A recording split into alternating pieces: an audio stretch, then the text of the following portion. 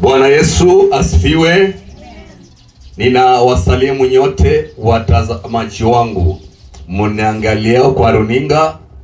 Hapa ni Maximum Healing Center, Shell Beach, nyuma ya Sharks Resort. Nataka nichukue fursa hii nikiwakaribisha mahali hapa. Mahali hapa kuna Mungu, mahali hapa watu wanaponywa, watu wanafunguliwa. Ningetaka tu nikupeleke katika neno la siku ya leo ambalo Bwana ameandaa ni kwa ajili yetu. Ujumbe wa siku ya leo ni urejesho wa nyota. Huo ndio ujumbe ambao tunaenda kuongelea siku ya leo. Urejesho wa nyota. Na nitakuwa ninaongelea juu ya fahari. Takuwa ninaongea juu ya fahari kabla sitafika mahali naenda. Bwana Yesu apewe sifa. Kwa hivyo watazamaji wangu wote mnaoniangalia leo, niko mahali hapa ni kwa ajili yenu, nami naomba ukaweze kuwa makini na kusikiza ujumbe huu. Na ujumbe huu itakuwa ni silaha ya kwako ya kusaidia katika maisha yako. Sema amen. So tunaenda kusoma katika kitabu cha Wakorintho wa kwanza mlango wa 15 mstari wa 41. Naomba msomaji wangu ukanisomee mahali hapo sasa hivi. Nitasoma kwa uwezo wa Mwenyezi Mungu. Kuna fahari mmoja ya jua, na fahari nyingine ya mwezi, na fahari nyingine ya nyota. Maana iko tofauti ya fahari hata kati ya nyota na nyota. Bwana Yesu apewe sifa. Amen. Unaambiwa kwamba kuna fahari moja ya jua na fahari nyingine ya mwezi. Bwana Yesu apewe sifa. Amen. Na fahari hizi zote zinafanya kazi moja, lakini nataka kuambia kwamba huwa hazitoshani. Maana kuna fahari ya jua, kuna fahari ya mwezi, na kuna fahari ya nyota. Hizi ni vitu tatu.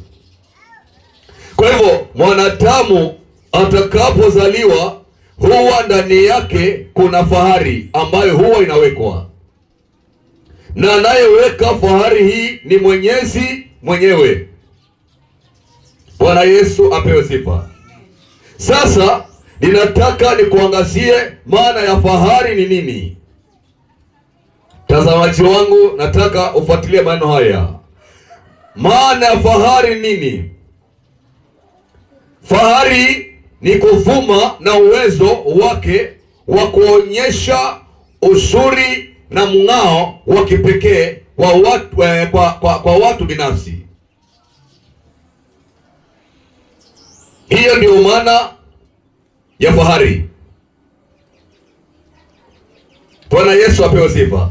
Sasa ukiangalia fahari hizi unakuta kuna aina tofauti, kama vile nimewatanguliza kuambia maneno haya ya kwamba kuna fahari ya jua, ya kwamba kuna fahari ya nyota, ya mwezi, ya kwamba iko fahari ya nyota. Bwana Yesu apewe sana. Kawaida huwa fahari hazitoshani, kila fahari iko na mung'ao wake. Bwana Yesu apewe sifa. Kwa hivyo kila fahari ukaa na mung'ao wake tofauti. Ilivyo fahari ya jua, sivyo ilivyo fahari ya mwezi, na sivyo ilivyo fahari ya nyota. Bwana Yesu apewe sifa. Kwa hivyo nataka niseme nini? Ing'aavyo fahari ya jua, sivyo ya mwezi, na sivyo ilivyo ya nyota. Hizi ni fahari, na hii huwa inakuanga ndani ya mwanadamu wakati akizaliwa. Ndio unaona waganga huwa wanakazania kitu inaitwa fahari. Ndio inafika mahali fahari yako itakapoondolewa, ndio maana unaishi maisha ambayo si hayastahili. Unaishi maisha ya mtu tofauti na wewe mwenyewe jinsi ulivyo. Kwa hivyo mambo haya lazima uyajue sana. Wakati mwingi mganga akianza kufuatilia, mara nyingi huwa anaangalia na kutafuta ufahari wako, kwa sababu ufahari wako ndio umebeba kila kitu kilicho chako. Ufahari wa magari uko ndani, ufahari wa manyumba. Bwana Yesu apewe sifa. Kwa hivyo usifikiri mganga atakuja tu moja kwa moja na kuangalie tu aone huyu. Hapana, kuna kitu huwa anaangalia ndani yako, kuna kitu inaitwa fahari, na atakapochukua hiyo akienda nayo tayari huwa amekuweza. Unakuta kile utakachofanya hakiendelei, unaanza vizuri na inaishia vibaya. Unakuwa na masomo ya kuongeza fahari yako, lakini utakapotoka masomo utatafuta kazi, ni kuandikwa kesho yako hakuna kazi, imeisha. Yaani tajiri anakuona ni wa maana siku moja, lakini siku zingine hauna maana. Ina maana kwamba fahari yako ilichukuliwa. Kwa hivyo kuna ufahari. Bwana Yesu asifiwe sana. Ufahari wa jua na ufahari wa mwezi, na kuna ufahari wa nyota. Kwa hivyo inamaanisha kwamba unaweza kuwa na nyota lakini kosa ufahari. Kumbe fahari ushachukuliwa. Unatembea yani unatembea tu na hata uelewi ni kitu gani kinaendelea. Bwana Yesu asifiwe sana. Imekuja ili ni kuelimisha jambo moja. Ni lazima ukaweze kuenda chini na kuangalia mahali ambapo ungeweza kujua maisha yako yaliharibikia pande gani. Bwana Yesu asifiwe sana. Bado ukiangalia hivi, hata we mwenyewe, we ni mwana biashara, unaweza kuona ufahari wa biashara ndani yako. Unaenda lakini nafika mahali unagonga mwamba, unarudi pande hii. Bwana Yesu apewe sifa. Kuta jirani yako anafanya vizuri, lakini haujajua ni kitu gani kinaendelea. Ndugu yangu mpendwa, mtu wa Mungu, nimekuja nikuambie haya maneno ya kwamba ni kitu kizuri, ya kwamba hii fahari ukaifahamu kuwa ndani yako, huo ndio utajiri wako. Sema haleluya. Leo kana kujua kwamba shetani hapo ipo huwa anafuatilia na kunyemelea. Atakapochukua fahari yako akienda, huwa amekuweza. Ni kama amechukua utajiri wako wote ameenda nao. Bwana Yesu asifiwe sana. Utasaidiwa na nani? Bwana Yesu asifiwe sana.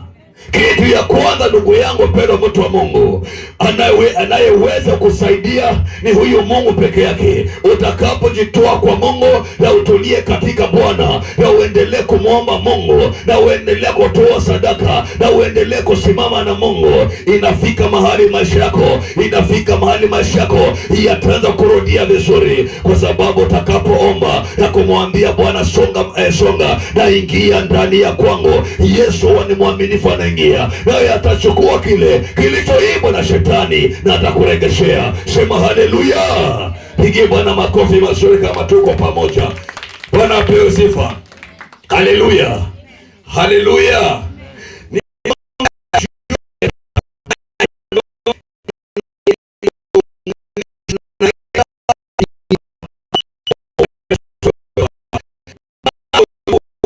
Bwana Yesu asifiwe sana. Ni ufahari uwe ndani yako. Elewa vizuri naongea. Bwana Yesu asifiwe sana. Nyota inakuwa na ufahari wa magari. Sema amen. Unaweza kuwa na nyota unatembea, lakini ufahari wake hakuna. Haleluya. Kwa hivyo anasema kwamba nyota yako imechukuliwa. Kuna ule ufahari unaenda na unabaki jinsi uko. Bwana Yesu apewe sifa. Unakuwa kama empty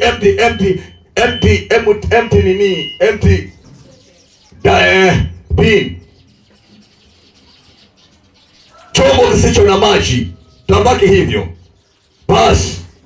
Lakini ashukuriwe Mungu, yupo Mungu anayetusaidia na kututetea. Ndugu yangu mpendwa, mtu wa Mungu, ni Mungu peke yake awe upande wako, ndio ili ukaweza kufanikiwa maisha yako. Bwana Yesu asifiwe sana. Na yule ambaye anaweza kuregesha ufahari wako kwa wako ukarudi kwako ni Mungu peke yake. Sema amen. Pigie Bwana makofi mazuri mazuri mazuri mazuri. Haleluya, haleluya, haleluya. Angalia ufahari pamoja kuwa na nyota. Tabaya kuongea kuhusu nyota. Nyota bila ufahari si kitu. Watembea kama bebe. Haleluya. Kwa hivyo kuna kitu muhimu ambayo huwa inachukuliwa ndani ya mwanadamu. Ule ufahari ukichukuliwa pamoja, nyota iko, mtu anaona nyota, lakini nyota iko, mbona sifanikiwi? Bwana Yesu asifiwe sana. Inafaa uombe ni kwa ajili ya fahari. Gari zako ndio fahari wako, na kama zilienda, na kama hiyo fahari ulienda, kila kitu chako ni lazima kwa kilienda. Bwana Yesu asifiwe sana. Ndio maana siku ya leo tuko na ibada ya restoration, ama ibada ya urejesho wa nyota na fahari wako. Sema haleluya. Pigie Bwana makofi mazuri kama tuko pamoja. Bwana asifiwe sana. Ninataka unisomee kitabu ya Mathayo mlango wa 2 mstari wa 1 na wa 2. Mathayo mlango wa 2 mstari wa 1 na wa 2.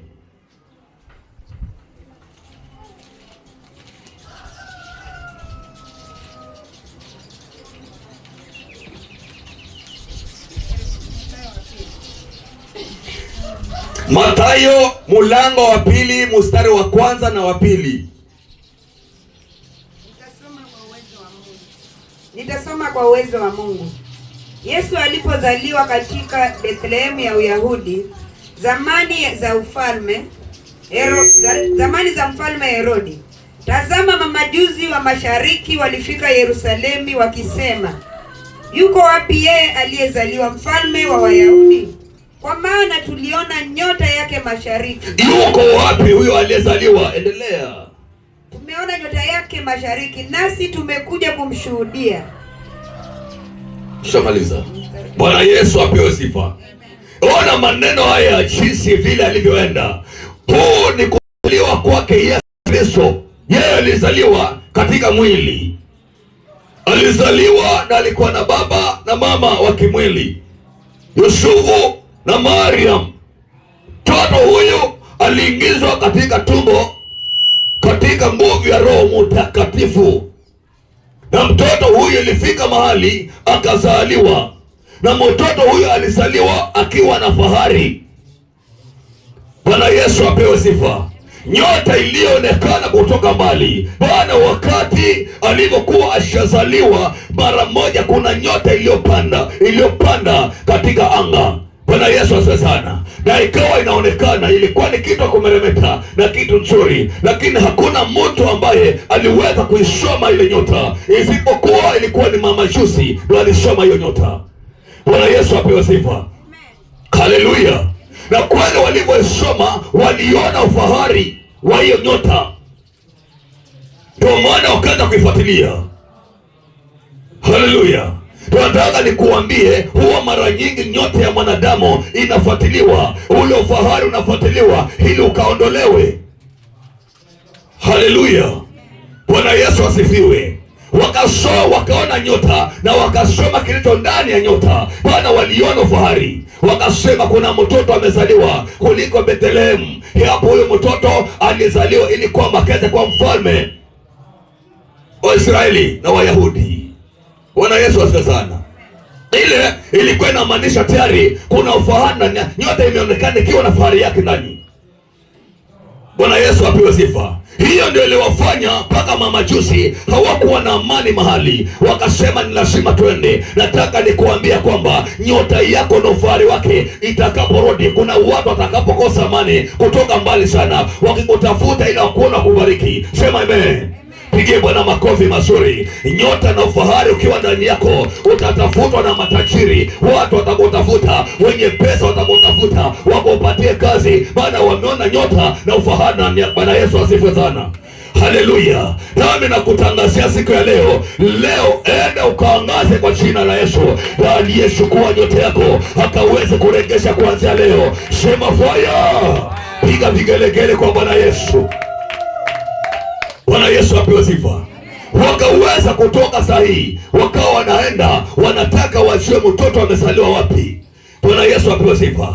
Mahali kuna ufahari wa nyota, ndugu yangu mpendwa, haitafika mahali pa kubariki. Utakuwa unabarikiwa wewe mwenyewe, sema amen. Watu watakuwa nakuja kubariki, bwana ufahari wa nyota utakuwa kwa ndani yako. Utakapoanza duka lako, utakapoanza biashara yako, ukiwa kuna ufahari ndani yako, haina haja utafute wateja. Wateja watakuja wenyewe mahali upo. Sema haleluya.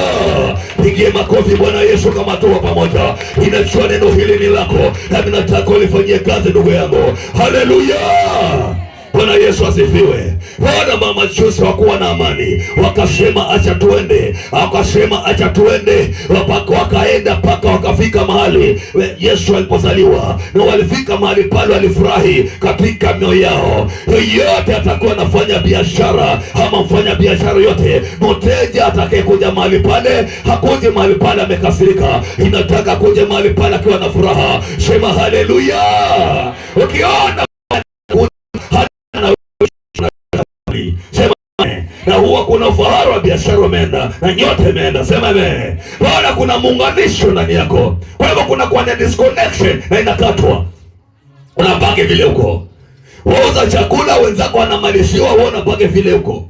Chakula inalala, chakula inashinda, unaimwaga, unaenda unatengeneza ingine. Ufahari wa biashara ulienda, ulichukuliwa, lakini nataka nikuambia siku ya leo inaenda kufanya restoration. Kuna urejesho wa hiyo ufahari wa biashara yako katika nyota yako. Kama tuko pamoja, piga vigelegele kwa Bwana Yesu. Inajua kuanzia sasa maisha yako hayatakuwa kama jana, maisha yako yatabadilika. Sema haleluya. Sema amen. Bwana mama Jose walipofika mahali pale, Bwana walifika pale, walipofika walifurahia, walipiga magoti wakaanza kuomba, na baada ya kuomba wakaanza kutoa zawadi mahali pale. Bwana Yesu asifiwe sana. Wewe ambaye uko na duka, lakini kila atakaye kuja pale anakuja kukukopa, jua hapo ufahari wako wa fedha ulichukuliwa. Ndio sasa hivi nataka unisikie kile ambacho naongea. Bwana kutakuwa na restoration, utaregeshewa. Sema amen. Pigie Bwana makofi mazuri, piga shangwe na vigelegele.